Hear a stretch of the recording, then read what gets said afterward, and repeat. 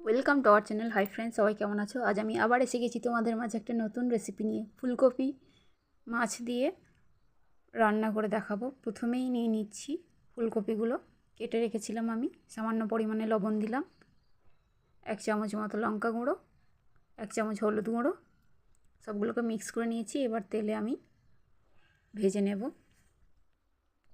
দেখো, এখানে আমি এবার ফুলকপিগুলো দিয়ে দিচ্ছি। একে একে সব ফুলকপিগুলো আমি দিয়ে দেবো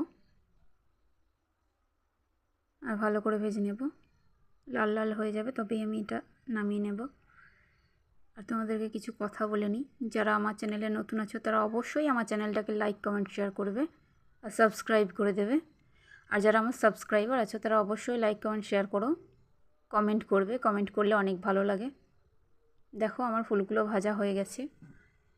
এবার আমি এই খোলাতেই 5 টুকরো মতো মাছ নিয়ে নিয়েছি।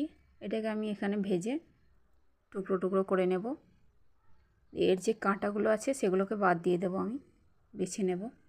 দেখো, এভাবে একটু ঝুরঝুরি করে ভেজে নিতে হবে মাছগুলোকে। এইভাবে করে খেয়ে দেখবে, ফুলকপিতে মাছে অনেকই টেস্টি হয়। দেখো, আমার মাছগুলো অনেক ঝরঝরে হয়ে গেছে। এবার আমি এখানে কিছুটা তেল অ্যাড করে দিয়েছি আর একটু, কারণ মাছগুলো কিছুটা কাঁচা ছিল। এবার আমি কুকারে আলু দিয়ে দিলাম। এবার এখানে কিছুটা পেঁয়াজ, 3 থেকে 4টে লঙ্কা, 1 চামচ হলুদ গুঁড়ো, 1 চামচ লঙ্কা গুঁড়ো, পরিমাণ মতো লবণ। এবার সবগুলোকে মিক্স করে নিচ্ছি। এবার সরিষার তেলটা দিয়ে, জলটা দিয়ে এবার আমি কুকারের ঢাকনাটা লাগিয়ে দিচ্ছি। এই দেখো, এবার এটাকে আমি অন্য একটা জায়গায় আজারে নিলাম। এবার আমি এখানে সামান্য পরিমাণে লবণ অ্যাড করে দিয়েছি। এবার ফুলকপিটা এখানে দিয়ে দিলাম। এটা 2 থেকে 3 মিনিট মতো হবে। আর মাছের গুঁড়োটা আছে ওটাকেও দিয়ে দিলাম।